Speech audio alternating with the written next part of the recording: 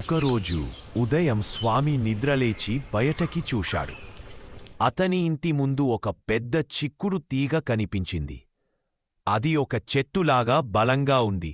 అతను బయటకు వెళ్లి ఆ చిక్కుడు తీగ ఎక్కడం ప్రారంభించాడు.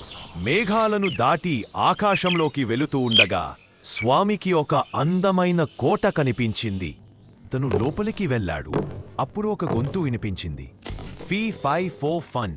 స్వామి భయపడి ఒక అలమారలో దాక్కున్నాడు.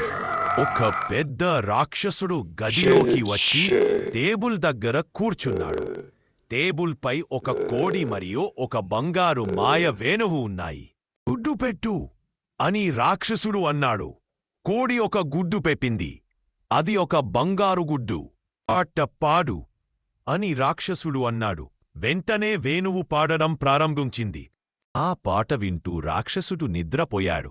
స్వామి అలమార నుంచి బయటకు వచ్చి కోడి మరియు వేణువును తీసుకున్నాడు.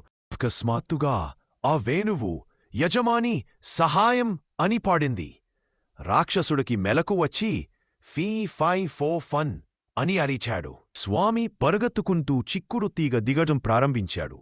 రాక్షసుడు అతన్ని వెంబడిస్తూ వచ్చాడు.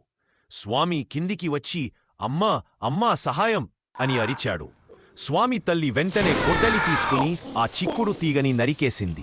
రాక్షసుడు నేలపై పడి చనిపోయాడు. అతన్ని ఎప్పుడూ మళ్ళీ ఎవరూ చూడలేదు.